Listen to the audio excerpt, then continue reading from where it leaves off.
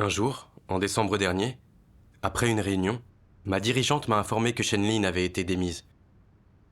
Parce qu'elle se plaignait d'être fatiguée, tirait au flanc, refusait de payer un prix et ne produisait aucun résultat dans son devoir. Elle avait une mauvaise humanité. Elle répandait de la négativité et elle perturbait dans son devoir. Donc, elle a été renvoyée. Elle répandait de la négativité? C'est un problème très grave. Oui, mais au début, je discernais mal comment elle répandait de la négativité. Ma dirigeante m'a donné un exemple de son comportement. Elle a dit que Shenlin avait abreuvé les nouveaux venus pendant plusieurs mois sans obtenir aucun résultat. Elle n'avait pas résolu leurs problèmes, ce qui les avait piégés dans la négativité et la faiblesse. Alors, en se basant sur sa performance, l'Église a décidé de la renvoyer. Durant la réunion, Shenlin a dit « J'ai fait mon devoir avec passion, et c'est comme ça que vous me remerciez. Pourquoi ne suis-je pas autorisée à continuer? Qu'avez-vous à me reprocher? Me trouvez-vous incompétente? Ce devoir, je ne l'accomplirai plus. C'est trop gênant. Je ne sais pas pourquoi Dieu fait ça, mais je ne sens pas son amour. » Elle a aussi dit « Pourquoi me prive-t-on de l'occasion de pratiquer alors qu'on l'accorde à d'autres qui font mal leur travail ?» Notre dirigeante a échangé avec elle et analysé comment elle répandait de la négativité, mais Shenlin s'est obstinée. Elle a dit qu'elle ne faisait que parler de sa corruption et n'avait pas répandu de négativité. Elle avait l'impression qu'on la condamnait. Blessée, elle a dit « Si parler de mon état, c'est répandre de la négativité, je ne sais pas comment je dois échanger. » En entendant ça, j'ai été très perplexe. Dans quel contexte Shenlin avait prononcé ces mots? Parlait-elle de la corruption qu'elle exposait dans les réunions ou répandait-elle de la négativité pour servir un but ou une intention? En ne se basant que sur ça, était-il juste de l'accuser de la sorte? Tu ne comprenais pas ce que signifiait répandre de la négativité. Non. J'étais vraiment perplexe. Je me demandais si notre dirigeante avait mal compris et l'avait mal jugé. Les gens peuvent ne pas connaître la volonté de Dieu et ensuite se plaindre. N'est-il pas normal qu'ils échangent sur leur état aux réunions? Était-ce répandre de la négativité? Sur le coup, j'ai eu très envie d'interroger mes dirigeants pour comprendre pourquoi ils avaient jugé Shenlin, mais j'ai hésité. J'ai pensé, je ne l'ai rencontrée que très peu et je ne la connais pas bien. Beaucoup font leur devoir avec elle. Ils la connaissent bien. Si son renvoi avait été une erreur, ils l'auraient signalé. Je n'ai pas à m'en soucier. Le lendemain, j'y pensais toujours et je n'arrivais pas à m'apaiser. Je continuais à me demander, son comportement justifiait-il qu'on la renvoie? Était-il juste de dire qu'elle répandait de la négativité? Renvoyer une bonne personne est une mauvaise action. Si je ne me renseigne pas plus, alors que ça me perturbe, ne suis-je pas aveuglément complice? Est-il irresponsable de traiter le problème de cette manière? Alors je me suis souvenu d'un passage de la parole de Dieu. Accepter et rechercher la vérité est le chemin le plus réel et le plus pratique vers le salut. Si vous ne pouvez pas obtenir la vérité, votre croyance en Dieu est vaine. Ceux qui répètent des slogans, prononcent des paroles creuses, suivent des règles et ne pratiquent pas la vérité ne gagnent rien malgré leurs années de foi. Qui sont ceux qui gagnent quelque chose? Ceux qui accomplissent leur devoir sincèrement et sont disposés à pratiquer la vérité, qui considèrent le mandat de Dieu comme leur mission, qui passent volontiers toute leur vie à se dépenser pour Dieu et ne complotent pas pour leur propre bien, qui ont les pieds sur terre et qui obéissent aux orchestrations de Dieu. Ils saisissent les principes de la vérité en accomplissant leur devoir et s'efforcent de tout faire correctement, ce qui leur permet de témoigner pour Dieu et de le satisfaire lorsqu'ils rencontrent des difficultés dans leur devoir. Ils prient Dieu et essayent de comprendre sa volonté. Ils sont capables d'obéir aux arrangements de Dieu et dans tout ce qu'ils font, ils recherchent et pratiquent la vérité. Ils ne répètent pas des slogans, mais se concentrent sur le fait d'agir en gardant les pieds sur terre et sur le respect méticuleux des principes. Ils font le maximum dans tout ce qu'ils font et s'efforcent de tout comprendre. Ils peuvent pratiquer la vérité dans de nombreux domaines. Puis, ils acquièrent des connaissances et une compréhension et sont capables de tirer des leçons et de vraiment gagner quelque chose. Et quand ils ont des pensées incorrectes, ils prient Dieu et cherchent la vérité pour les résoudre. Quelles que soient les vérités qu'ils comprennent, ils les apprécient dans leur cœur et sont capables de parler de leurs expériences et de leurs témoignages. De telles personnes obtiennent finalement la vérité. Amen. Amen. Cette parole de Dieu m'a permis de comprendre que les gens consciencieux savaient chercher la vérité et tirer des leçons. Ils tirent parti de leurs expériences. Ce que je vois et entends chaque jour contient des leçons à tirer. C'est vrai. Mais par le passé, lors des échanges sur le comportement des gens qui avaient été renvoyés, j'avais peu écouté ce qui se disait. Je l'avais vite oublié et je n'en avais rien tiré. Si cette fois encore, je considérais que ça ne me concernait pas et que je me retrouvais à rester perplexe, à quoi me servirait cette expérience ? Après y avoir réfléchi, j'ai senti que je devais poser des questions et chercher. Même si son renvoi était juste, ça me permettrait d'apprendre les principes en question. Mes efforts ne seraient pas vains si je réussissais à gagner en discernement. Exactement. Ce soir-là, j'ai demandé à Sœur Zhao ce qu'elle pensait du renvoi de Chen Lin, dans l'espoir de comprendre comment elle l'apercevait. Elle a dit « Chen Lin fait ce que l'Église arrange et elle s'entend, normalement avec tout le monde. Lors des réunions, elle parle de la corruption qu'elle a révélée. Il lui arrive de mal comprendre Dieu et de se plaindre de lui. Pour moi, elle ne répandait pas la négativité. » Qu'as-tu pensé quand tu as entendu ça? J'ai pensé qu'elle connaissait bien Chen Lin et que son évaluation de Chen Lin était juste. Elle disait que Chen Lin s'entendait bien, faisait ce que l'Église arrangeait et n'avait pas mauvaise humanité. Alors pourquoi la dirigeante avait-elle dit toutes ces choses sur Chen Lin? En plus, Chen Lin avait des raisons de dire ce qu'elle avait dit. Si on est renvoyé sans comprendre la volonté de Dieu, n'est-il pas normal de mal comprendre et de se plaindre? En quoi répand-on de la négativité si on s'ouvre à ce sujet lors des réunions auxquelles on assiste? Ça me semblait n'avoir aucun sens. Alors j'ai prié et cherché devant Dieu. Un jour, j'ai lu un passage de la parole de Dieu. Regardons la vidéo de sa lecture. Avec joie.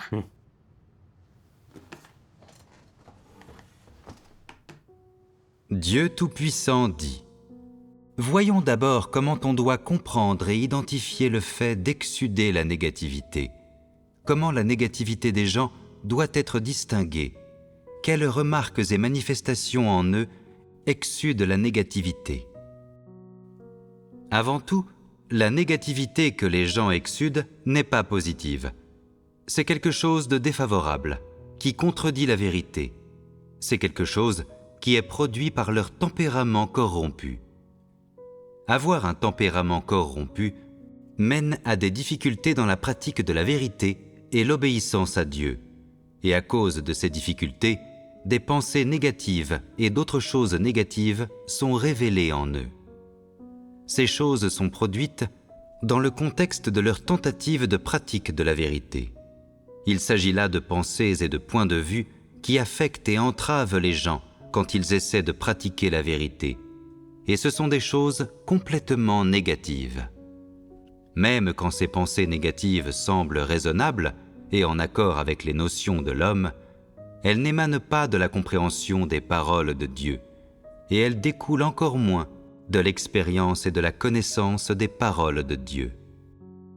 Elles sont en fait produites par l'esprit humain, et ne sont pas du tout en accord avec la vérité, et il s'agit donc de choses négatives, adverses.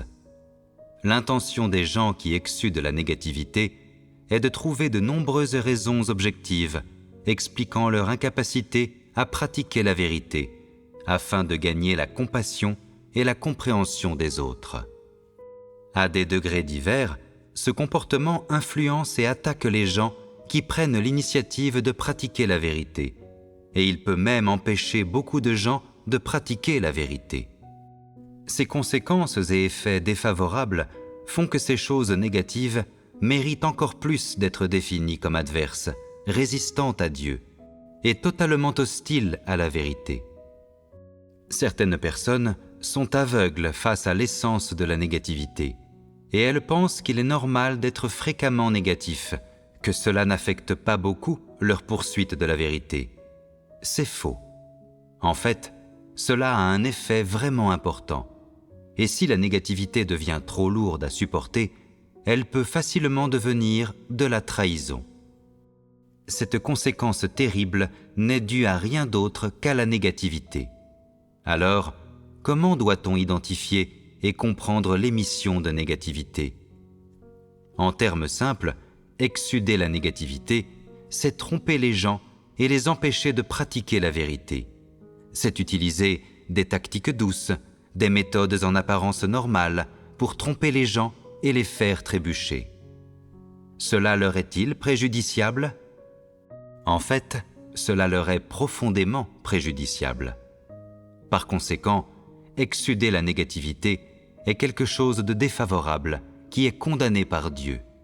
Voilà l'interprétation la plus simple du fait d'exsuder la négativité.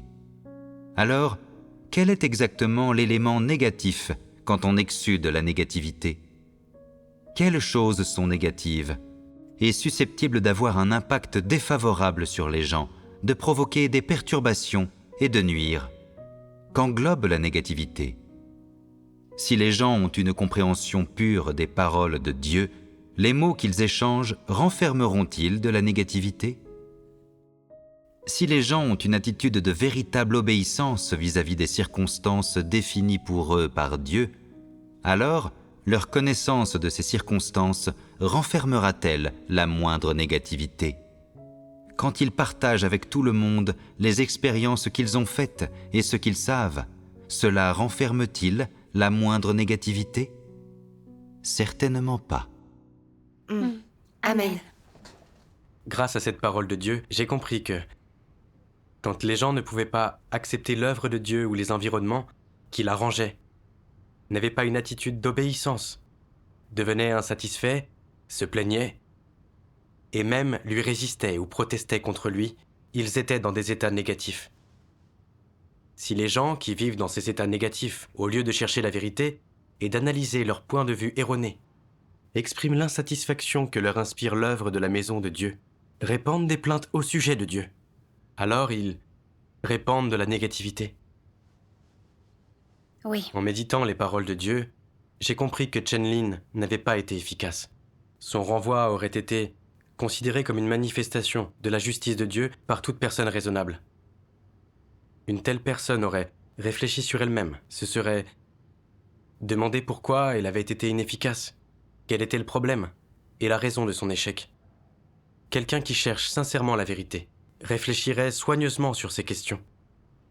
Même s'il ne comprenait pas la volonté de Dieu ou avait de mauvaises notions, il ne les répandrait pas. Il prierait Dieu et chercherait la vérité pour résoudre son état négatif. Mais Chen-Lin n'avait pas essayé de se comprendre ou de chercher la volonté de Dieu, ni chercher quelles leçons elle pouvait en tirer. À la place, elle avait résisté, désobéi et elle s'était plainte de l'Église. Et elle avait répandu ses notions et ses compréhensions erronées sur Dieu dans les réunions. Dans son échange, elle n'avait ni reconnu ni analysé son point de vue erroné, ni trouvé de chemin de pratique. Elle n'avait pas une attitude de recherche et de réflexion. Ce que les frères et sœurs avaient entendu, c'était ses notions, ses compréhensions erronées sur Dieu, ses griefs, son insatisfaction, son affirmation que Dieu et les arrangements de sa maison étaient injustes, son argument qu'on ne laissait pas des chances à elle. Ses plaintes sur Dieu qu'il la traitait ainsi et même des phrases telles que « Ce devoir, je ne l'accomplirai plus, c'est trop gênant, je ne sens pas l'amour de Dieu ». Elle donnait l'impression de s'ouvrir sur son état corrompu. Mais en réalité, elle se disputait contre Dieu et se plaignait de lui. Oui. Oui. Elle pensait ne pas être efficace, car Dieu ne la bénissait pas. et qu'elle avait été remplacée parce que Dieu était injuste et manquait d'amour. Elle voyait ses bévues et le fait d'avoir été émondée et traitée comme des humiliations. Et elle pensait que son devoir l'étouffait. Elle préférait renoncer à son devoir plutôt que d'être humiliée. D'après l'essence de ces paroles, il ne s'agissait clairement pas de s'ouvrir et d'exposer son état corrompu. Elle ne faisait que répandre de la négativité et des notions. Elle récriminait, se disputait contre Dieu et lui résistait. Oui, quelqu'un doté d'un peu de raison et de crainte de Dieu ne dirait jamais des choses pareilles. Non. Plus tard, j'ai appris qu'en entendant les propos de Chen-Lin, certains frères et sœurs avaient eu de la compassion pour elle et pris son parti. D'autres qui venaient d'être démis de leur devoir avaient accepté son point de vue et estimé que l'Église était injuste. Eux aussi avaient dit « Pourquoi l'Église nous prive-t-elle de l'occasion de pratiquer alors qu'elle l'accorde à d'autres qui s'en sortent mal ?» Au lieu de chercher la vérité ou d'en tirer une leçon, ils remettaient en cause les arrangements de l'Église. J'ai vu que les paroles de Chen-Lin semaient le trouble dans l'esprit des gens qui manquaient de discernement et que ça perturbait la vie de l'Église. Plus tard, j'ai découvert que l'affirmation de Chen-Lin selon laquelle des gens inefficaces avaient l'occasion de pratiquer et pas elle était fausse. Certains n'étaient pas familiarisés avec le travail parce qu'ils venaient de commencer. Ils n'étaient pas efficaces au début. Mais grâce à l'échange sur les principes de la vérité, ils pouvaient comprendre, entrer et révéler leur potentiel. D'autres commettaient des écarts et des erreurs dans leurs devoirs. Mais après avoir été aidés, ils étaient capables de réfléchir sur eux-mêmes, de chercher les principes et de changer, et ils progressaient rapidement. Quand Chen-Lin avait commencé à abreuver les nouveaux venus, les dirigeants l'avaient aidé, et ils lui avaient donné le temps pour pratiquer. Mais elle n'y avait pas mis tout son cœur et n'avait pas travaillé dur. Et quand les frères et sœurs lui avaient signalé ses problèmes, elle les avait ignorés. Après des années de pratique, son travail était toujours médiocre, donc l'Église l'avait renvoyée.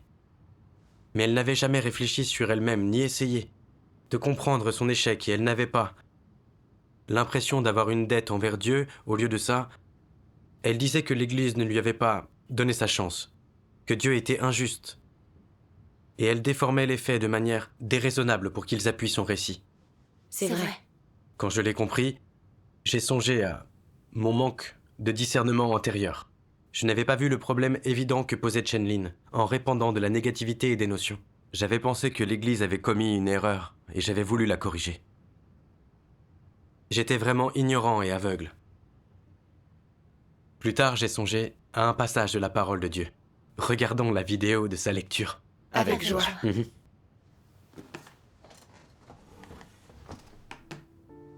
Dieu Tout-Puissant dit. En gros, voilà les divers états et manifestations des gens qui exsudent la négativité. Quand leur statut, leur prestige, leurs intérêts, ainsi que leurs désirs, leurs préférences, et ainsi de suite, ne sont pas assouvis, quand Dieu fait des choses qui vont à l'encontre de leurs notions, de leur imagination, des choses qui concernent leurs intérêts, ils sont victimes d'émotions comme le défi et l'insatisfaction. Et quand ils ont cette attitude de défi, et qu'ils sont insatisfaits, leur esprit se met à trouver des excuses, des prétextes, des justifications, des défenses et autres pensées contrariées. Quand de telles pensées contrariées leur viennent, au lieu de louer Dieu, de lui obéir et surtout de le chercher, ils se battent contre lui en utilisant leurs notions, leur imagination, leurs idées et opinions, ou bien leur impétuosité. Et comment se battent-ils ? Ils répandent leurs sentiments de défi et d'insatisfaction, et ils s'en servent pour faire comprendre clairement à Dieu leurs pensées et leurs opinions, en essayant de faire agir Dieu selon leurs souhaits et leurs exigences, afin de satisfaire leurs désirs. Ce n'est qu'alors qu'ils se sentent en paix. En particulier, Dieu a exprimé de nombreuses vérités pour juger et châtier les gens, pour purifier leur tempérament corrompu, pour les sauver de l'influence de Satan. Et qui sait combien de rêves d'être bénis que ces gens faisaient ont été écourtés par ces vérités, faisant voler en éclats leur fantasme d'être élevés au ciel, ce qu'ils espéraient nuit et jour. Ces gens veulent faire tout leur possible pour corriger cette situation, pour la renverser, mais ils sont impuissants. Ils ne peuvent que plonger dans le désastre avec la négativité et le ressentiment. Ils refusent d'obéir à tout ce que Dieu a arrangé, parce que ce que Dieu fait entre en conflit avec leurs notions, leurs intérêts et leurs réflexions. En particulier, quand l'Église fait un travail de purification et bannit de nombreuses personnes, ces gens pensent que Dieu ne les aime pas, que Dieu n'a pas agi correctement, qu'ils sont traités injustement, et donc ils veulent s'unir pour s'opposer. Ils essaient de nier que Dieu est la vérité, ils renient l'identité et l'essence de Dieu, et ils nient le tempérament juste de Dieu. Bien entendu, ils nient également le fait de la souveraineté de Dieu sur toute chose. Et par quels moyens nie-t-il tout cela? En résistant et en s'opposant. La conséquence est celle-ci. Ce que Dieu fait est en désaccord avec mes notions, et donc je n'obéis pas, je ne crois pas que tu sois la vérité. Je vais argumenter avec toi, et je vais répandre ces idées auprès des gens dans l'Église. Je dirai tout ce que j'ai envie de dire, et je me moque des conséquences. J'ai la liberté de parole, tu ne peux pas me faire taire, je dirai ce que je veux. Que peux-tu faire? Quand ces gens persistent à diffuser ces opinions et idées personnelles fallacieuses, parlent-ils du fait de leur propre compréhension? Échangent-ils sur la vérité? Absolument pas. Ils répandent la négativité, ils propagent des idées fausses et malfaisantes. Ils n'essaient pas de connaître ou d'exposer leur propre corruption, ou les choses qu'ils ont faites qui sont en désaccord avec la vérité, et ils ne révèlent pas non plus les erreurs qu'ils ont commises.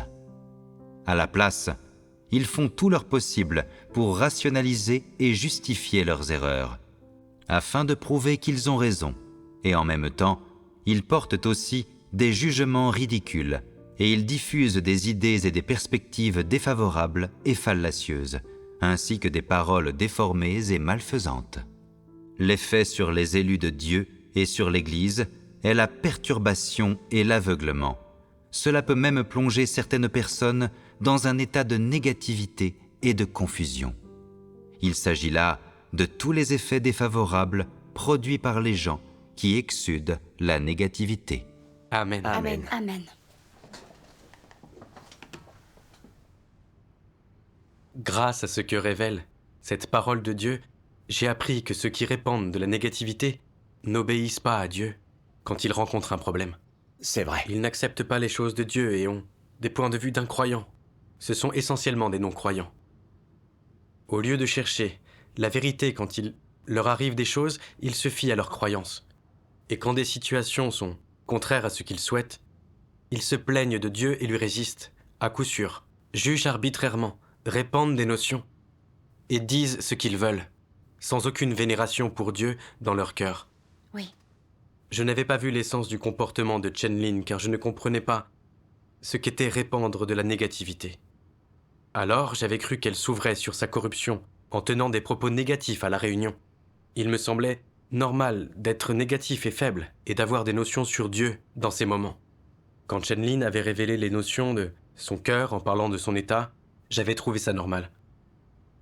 Mais s'ouvrir sur sa corruption et répandre de la négativité et des notions sont deux choses différentes.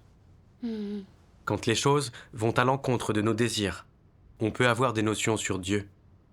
Mais si on croit vraiment en Dieu, si on a une conscience et une raison, si on craint Dieu, alors même si on ne comprend pas sa volonté, on prie et on cherche, et on ne parle pas pour rien.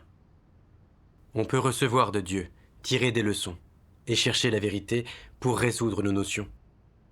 Dans l'échange, on analyse en quoi ces notions sont erronées, on révèle, et on reconnaît sa corruption et on met sa laideur à nu. Quand nos frères et sœurs entendent notre échange, ils ne sont pas trompés, et ne développent pas des plaintes contre Dieu. À la place, ils peuvent comprendre la vérité, et sont capables de discerner les points de vue erronés. Notre échange a des effets positifs. Voilà ce que signifie s'ouvrir et échanger. Oui. Oui. L'essence du fait de répandre de la négativité et des notions est différente. Ceux qui le font semblent parler de leur état et s'ouvrir à propos de leur corruption. Mais leur but n'est pas de chercher la vérité, de comprendre la volonté de Dieu ni de résoudre leurs problèmes.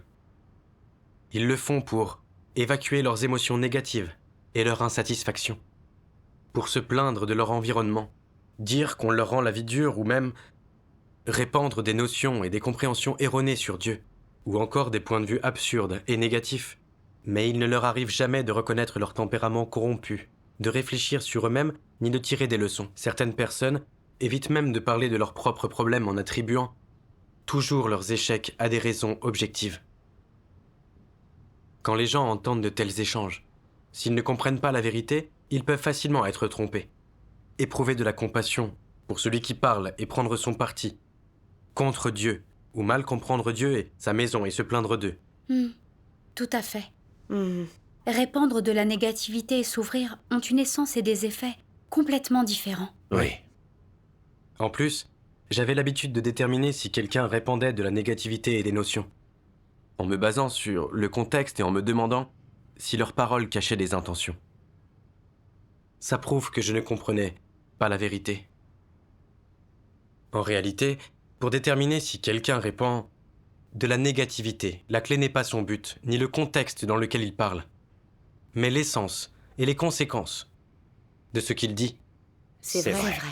Si quelqu'un parle pour exprimer de l'insatisfaction à l'égard de Dieu, qu'il répand des notions sur Dieu, et a une influence négative sur ceux qui l'environnent, ce qui les incite à mal comprendre Dieu, s'opposer à l'Église et sombrer dans la négativité, que ce soit délibéré ou non, ces paroles répandent de la négativité et perturbent la vie de l'Église. Oui. Exactement. Ton échange m'aide à comprendre ce qu'est au juste répandre de la négativité. Oui. Je n'avais alors aucun discernement sur Chen-Lin, parce que je ne savais pas ce qu'était répandre de la négativité. Je ne savais pas distinguer précisément une bonne humanité d'une mauvaise humanité. J'ai regardé une vidéo sur des paroles de Dieu et j'ai compris cet aspect. Dieu Tout-Puissant dit « Quand il arrive quelque chose aux gens, toutes sortes de manifestations en eux montrent la différence entre une bonne et une mauvaise humanité. Alors, quels sont les critères pour jauger l'humanité des gens ? Comment doit-on évaluer le type d'une personne et si cette personne peut ou non être sauvée ? Il faut savoir si cette personne aime la vérité et si elle est capable d'accepter et de pratiquer la vérité. Les gens ont tous en eux des notions et de la rébellion. Ils ont tous des tempéraments corrompus et il y a des moments où ce que Dieu leur demande entre en conflit avec leurs propres intérêts. Et où ils ont à faire des choix, il s'agit là de situations dont ils font souvent l'expérience. Aucun d'entre eux ne peut les éviter. Ces gens passent tous également par des périodes où ils comprennent mal Dieu et ont des notions sur Dieu, où ils sont pleins de ressentiments, où ils repoussent Dieu, ou bien se rebellent contre lui. Mais parce que les gens adoptent des attitudes différentes vis-à-vis de la vérité, leur façon d'aborder celle-ci est variable. Certaines personnes ne parlent jamais de leurs notions, mais elles cherchent la vérité et résolvent ces notions toutes seules. Pourquoi ne parlent-elles pas de leurs notions ? Parce qu'elles ont un cœur qui craint Dieu. C'est vrai, elles ont un cœur qui craint Dieu. Elles ont peur, en s'exprimant, que cela ait un effet négatif, et elles essaient simplement de résoudre ces notions dans leur cœur, sans affecter qui que ce soit d'autre. Quand elles rencontrent des gens qui sont dans un état semblable au leur, elles se servent de leurs propres expériences pour les aider. C'est cela, avoir bon cœur. Les gens qui ont bon cœur se montrent aimants envers les autres. Ils sont prêts à aider les autres à surmonter leurs difficultés. Ils ont des principes quand ils interviennent pour aider les autres. Ils les aident à régler leurs problèmes pour qu'ils en tirent profit. Et ils ne disent rien qui ne profite aux autres.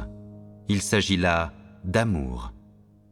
Les gens comme ça ont un cœur qui craint Dieu, et leurs actes sont basés sur des principes et sur la sagesse.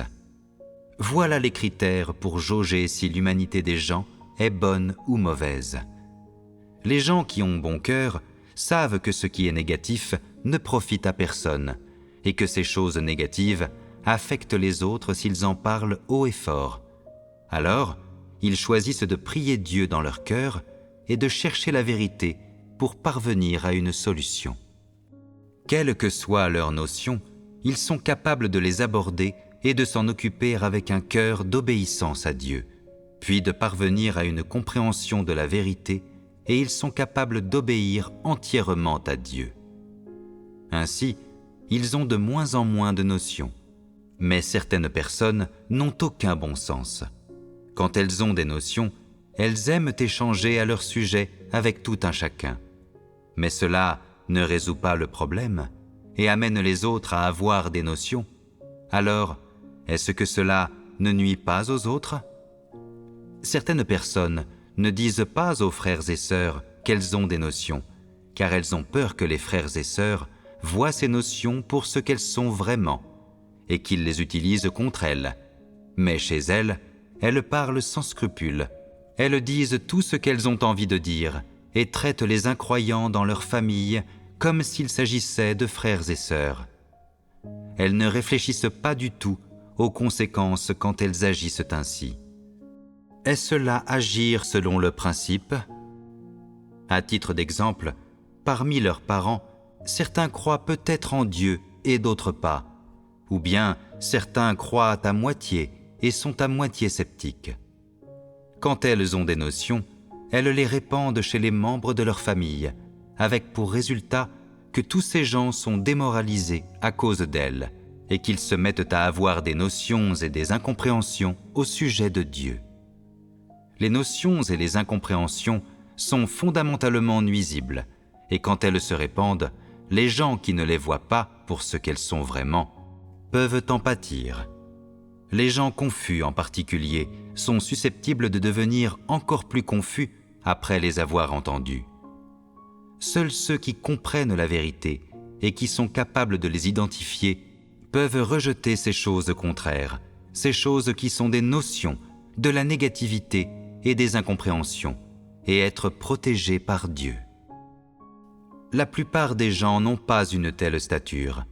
Certains sentent que ces choses sont mauvaises, ce qui est déjà assez impressionnant, mais ils ne les voient pas du tout pour ce qu'elles sont.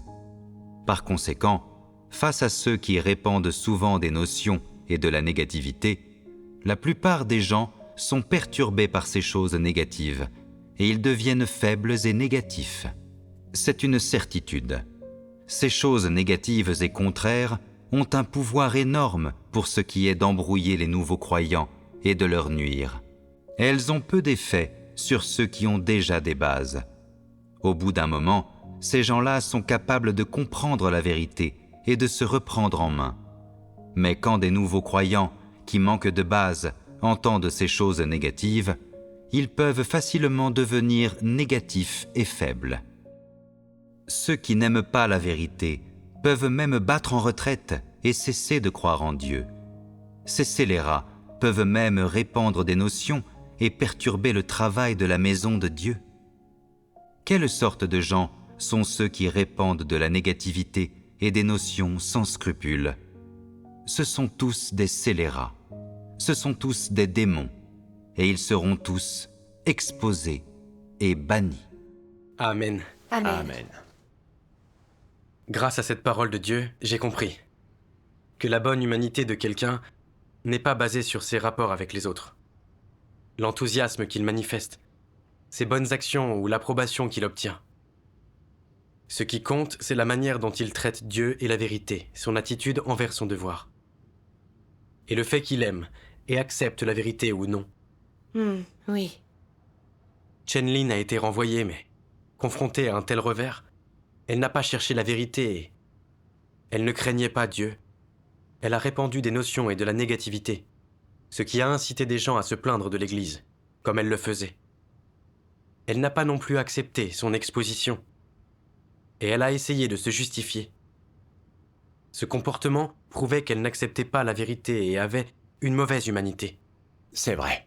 Son cœur n'était pas au bon endroit, ni tourné vers Dieu et vers l'Église. Quand les choses ne se sont pas passées comme elle le voulait, elle s'est opposée à Dieu.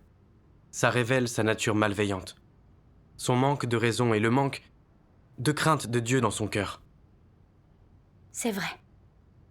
Après avoir analysé Chen-Lin à la lumière de la parole de Dieu, j'ai eu l'esprit bien plus clair.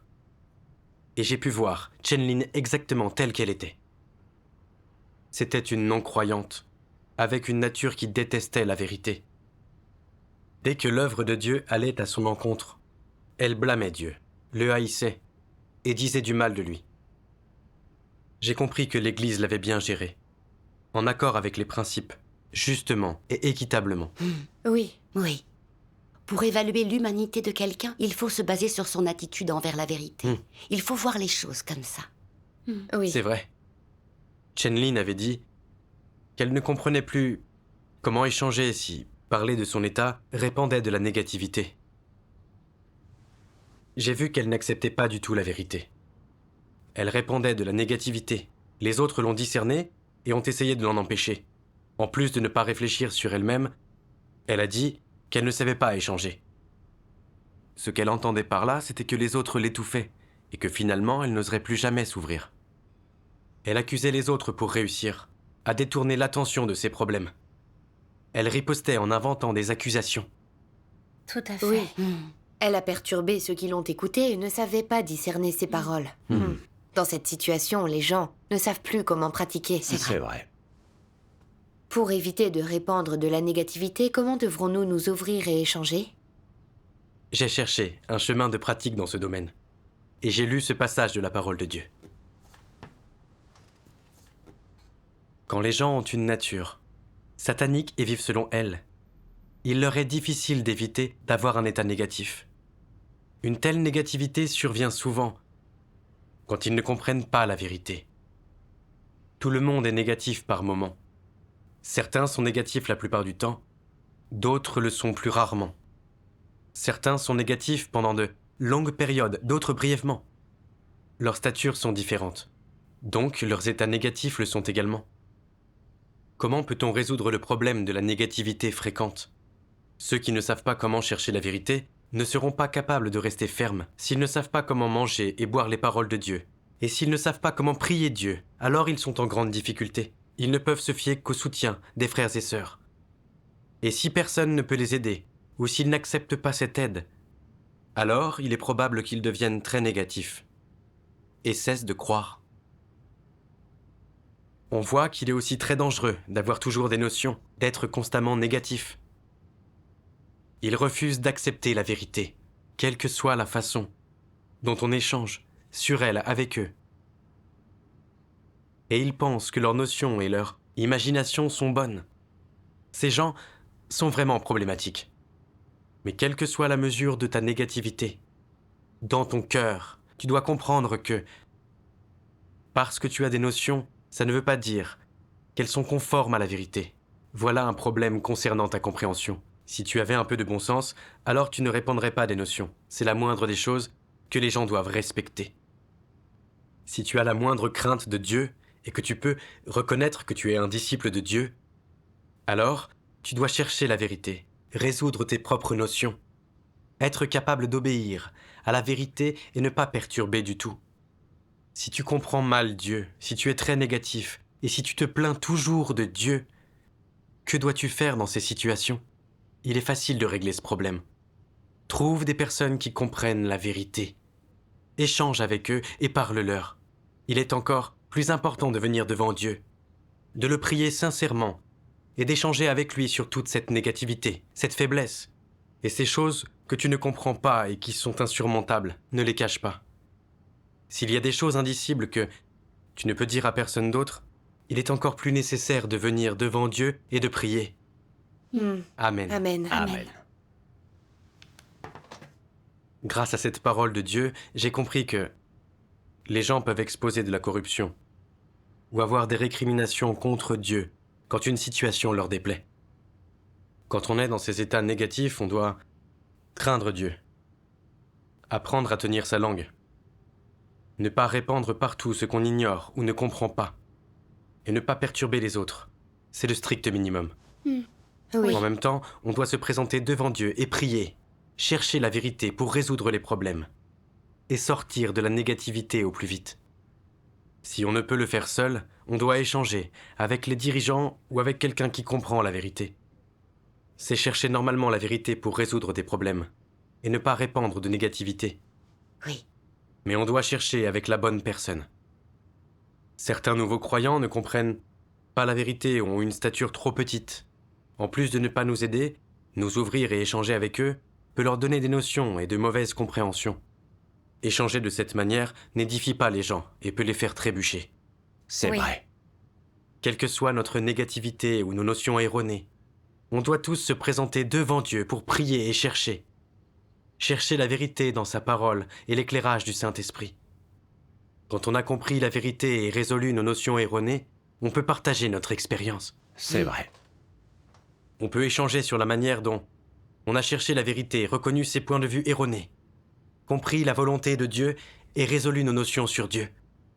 Voilà ce qui est vraiment s'ouvrir et témoigner pour Dieu. S'ouvrir de cette manière édifie les gens. Amen. Quand j'ai compris ça, j'ai eu un chemin de pratique.